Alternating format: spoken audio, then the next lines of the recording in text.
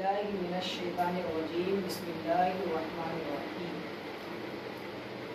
صدق رسولہ النبی المکین المتین الکریم ونحن علی ذلک لمن الشاہدین والشاکرین اما بعد فاعوذ باللہ من الشیطان الرجیم بسم اللہ الرحمن الرحیم۔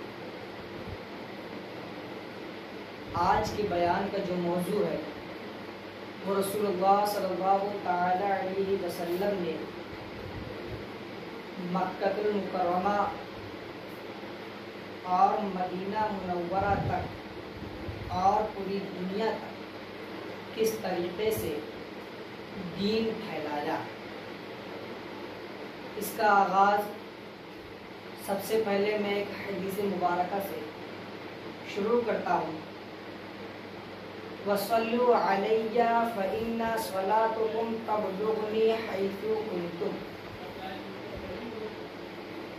تم مجھ پر درود پاک پڑھا کرو، بے شک تمہارا درود مجھ تک پہنچتا ہے اور تم چاہے جہاں بھی۔ تو آقا نامدار مدنی تاجدار دونوں عالم کے مالک و مختار صلی اللہ تعالی علیہ وسلم کے اوپر جھوم جھوم کے درود پاک کا ہدیہ نچھاور کریں۔ اللہم صلی علی سیدنا مولانا محمد معدن الجود والکرم بارک وسلم صلاۃ و سلام علیک یا رسول اللہ صلی اللہ تعالی علیہ وسلم۔ آج کے معاشرے میں جو لوگ مسلمان ہیں ان سے اگر پوچھا جائے کہ آپ کے پاس یہ جو دین آیا وہ کون لایا، تو لوگ کا جواب یہ ہوتا ہے کہ ہم مسلمان کے گھر میں پیدا ہوئے تو وہیں سے ہم مسلمان تھے، اور دین سیکھنے کی بات تو ہمارے یہاں مسجد میں ہم لوگ نے پڑھا، پھر وہیں سے ہم نے دین سیکھا۔ اور اگر یہ پوچھا جائے کہ دین مکمل کس نے کیا یا دین کتنی مشکل سے ہمارے پاس آیا ہے، تو اس کا جواب بہت ہی کم لوگ آج کے دور میں دے پاتے ہیں۔ اس کا جواب بہت ہی کم لوگوں کو مناسب طریقے سے پتہ ہے، مکمل طریقے سے پتہ ہے۔ مختصر سے تو ہر کوئی بیان کر دیتا، لیکن اچھی طریقے سے بہت ہی کم لوگ اسے بیان کر پاتے ہیں۔ آئیے ہم یہ جانتے ہیں کہ رسول اللہ صلی اللہ علیہ وسلم نے مکہ شریف میں کس طریقے سے دین کو پھیلایا ہے اور کس طریقے سے وہاں کفار نے ان کے اوپر ظلم و ستم کیا ہے، لیکن پھر بھی ہمارے آقا و مولا سرکار دو عالم صلی اللہ علیہ وسلم نے وہاں دین مکمل کیا۔ سب سے پہلے اگر دین کے اوپر الٹی سیدھی بات کہنے کی اگر بات آتی ہے تو سب سے پہلے نام آتا ہے طائف، کہ طائف والوں نے رسول اللہ صلی اللہ علیہ وسلم کے اوپر اتنا ظلم کیا کہ اس کی کوئی حد نہیں۔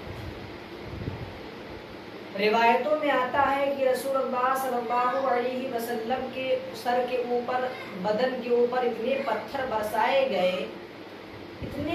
برسائے گئے کہ آپ کا جو لہو نکلا، اس لہو سے آپ کی جوتیاں مبارک بھر گئی۔ اتنا ظلم و ستم ہمارے آقا و مولا سرکار دو عالم صلی اللہ علیہ وسلم کے اوپر کیا گیا، لیکن رسول اللہ صلی اللہ علیہ وآلہ وسلم نے صبر کا دامن نہیں چھوڑا۔ اللہ رب العزت نے حضرت جبرائیل علیہ السلام کو بھیجا اور کہا اگر میرے محبوب کہہ دیں تو میں طائف کے دونوں پہاڑوں کو ملا کے طائف کو نیست و نابود کروں۔ رسول اللہ صلی اللہ علیہ وسلم کے پاس حضرت جبرائیل علیہ السلام تشریف لاتے ہیں اور کہتے ہیں اے میرے آقا و مولا دونوں جہاں کے مالک و مختار، اگر آپ کہہ دیں تو اللہ رب العزت اس طائف کو نیست و نابود کر دے۔ لیکن میرے آقا نے کیا کہا کہ جبرائیل نہیں، ایسا میں اجازت نہیں دیتا ہوں، کیونکہ مجھے طائف سے دین کی خوشبو آتی ہے۔ اب بتائیے وہ رسول اللہ صلی اللہ علیہ وسلم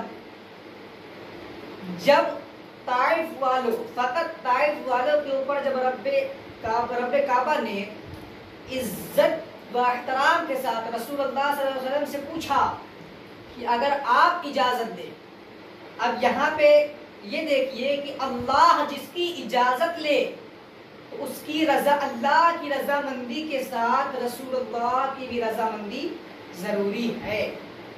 اگر رسول اللہ صلی اللہ علیہ وسلم اجازت دیں تو میں طائف کو برباد کر دوں، ہلاک کر دوں۔ حالانکہ نبی نے کیا کہا کہ نہیں، مجھے یہاں ایمان کی خوشبو آتی ہے۔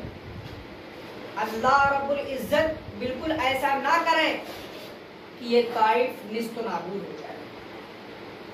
اب یہی سے یہ دیکھا جائے کہ کس طریقے سے نبی کریم صلی اللہ علیہ وسلم کے اوپر ظلم، اور آج انسان بالکل گمراہ ہو چکا ہے۔ جب معراج کی رات میں رسول اللہ صلی اللہ علیہ وسلم جب مکہ سے لامکہ ہوئے تو پھر وہاں پہ جو انہیں تحفے میں دی گئی وہ 50 وقت کی نماز تھی۔ تو جب رسول اللہ صلی اللہ علیہ وسلم کو یہ 50 وقت کی نماز ملی تو رسول اللہ صلی اللہ علیہ وسلم یہ تحفہ لے کر آ رہے تھے، تو راستے میں پیغمبر اسلام سے ملاقات ہوئی اور انہوں نے کہا کہ اے محبوب، تمہاری امت 50 وقت کی نماز نہیں پڑھ سکتی۔ تب رسول اللہ صلی اللہ علیہ وسلم پھر گئے، اللہ رب العزت کے بارگاہ میں حاضری ہوئی، پھر کہا یا رب، میری امت 50 وقت کی نماز نہیں پڑھ سکتی ہے۔ اللہ رب العزت نے اسے کم کرتے کرتے 5 وقت کی نماز تحفے میں عطا کی۔ آج یہ مانا جا رہا ہے کہ لوگ بالکل گمراہ، بالکل بیکار ہو چکے ہیں کہ جو 5 وقت چھوڑیے، 5 وقت میں 1 وقت کی نماز مشکل سے مسجد کی پہلی صف یا 2 صف مکمل ہوتی ہے۔ آج دیگر قوم جو غیر مسلم ہیں، جو الگ قوم ہے، عیسائی، مجوسی، یہ سب ہم پر کیوں غالب آتے ہیں؟ اس وجہ سے کہ ہمارا ایمان پختہ ہے۔ ایمان پختہ کرنے کے لیے جب ہم متحد ہوں گے، جب ہم دین کو سمجھیں گے، جب ہم شریعت کو سمجھیں گے، تب ہم متحد ہوں گے، اور جب ہم متحد ہوں گے تو ہمارے پاس بہت ساری طاقتیں ایسی ہوں گی کہ کوئی بھی غیر مذہب یا کوئی غیر لوگ ہمارے طرف آنکھ اٹھا کر بھی نہیں دیکھ سکتے۔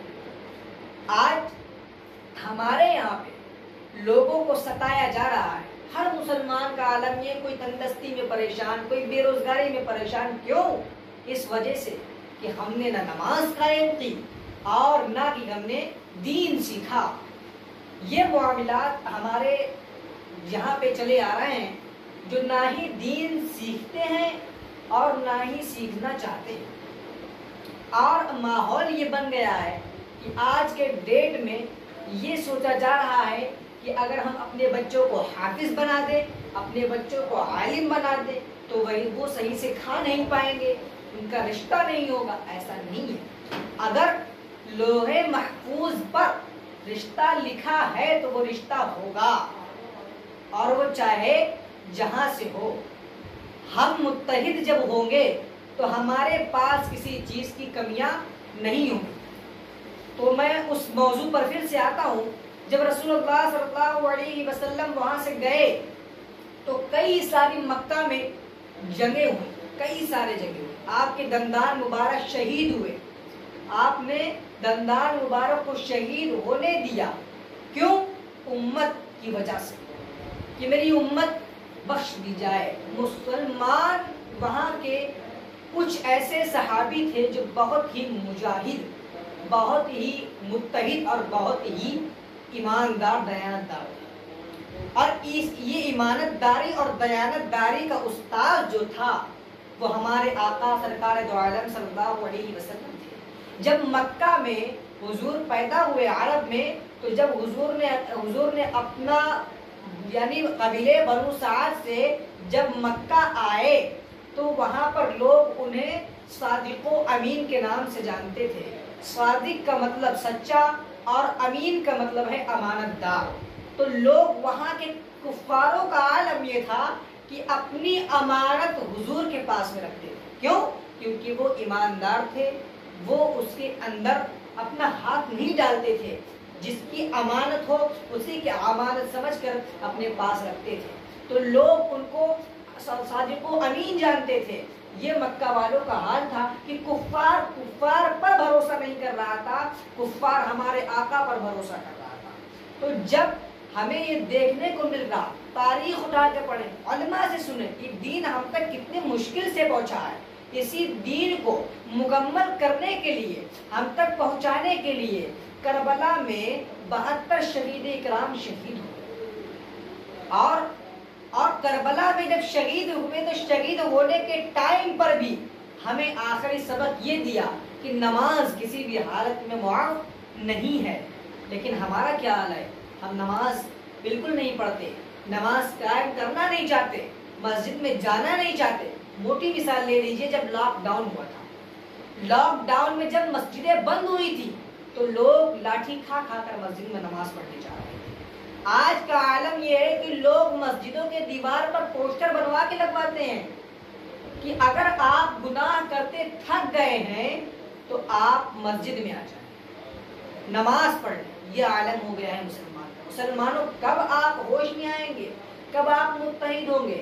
ایک مثال اور دیتا ہوں، جب ایک ہمارے پاس پتلی ایک لکڑی ہوتی ہے تو اسے آسانی سے توڑ دیا جاتا ہے، جب گٹھر میں ہوتی ہے تو اسے ایک انسان اکیلا نہیں توڑ سکتا ہے۔ تو یہاں ہمیں کیا سیکھنے کو مل رہا ہے کہ اگر ہم اپنا الگ الگ چلیں گے، انتصار پیدا کریں گے، متحد نہیں ہوں گے، اتحاد نہیں پیدا کریں گے تو ہمیں لوگ توڑتے ہوئے چلے جائیں گے۔ اگر ہم اتحاد پیدا کریں گے تو ہمیں کوئی توڑ نہیں سکتا ہے، ہمیں کوئی چھو نہیں سکتا ہے، ہمارے ایمان پر کوئی غالب نہیں آ سکتا ہے۔ لیکن ہمارا ایمان جبھی مکمل ہوگا جب ہم دین سیکھیں گے، دین کو سمجھیں گے، رسول اللہ صلی اللہ علیہ وسلم نے کس طریقے سے دین ہم تک پہنچایا ہے وہ ہم سیکھیں گے، تب ہم متحد ہوں گے اور ایماندار ہوں گے، اور ایمان کی دولت ہمیں نصیب سے نہیں سی ہوگی۔ ہم مسلمان تو ہیں، کلمہ تو پڑھتے ہیں، لیکن مومن نہیں ہیں۔ ہمیں مومن ہونا ضروری ہے۔ ہر مسلمان مومن نہیں ہوتا اور ہر کلمہ گو مسلمان نہیں ہوتا،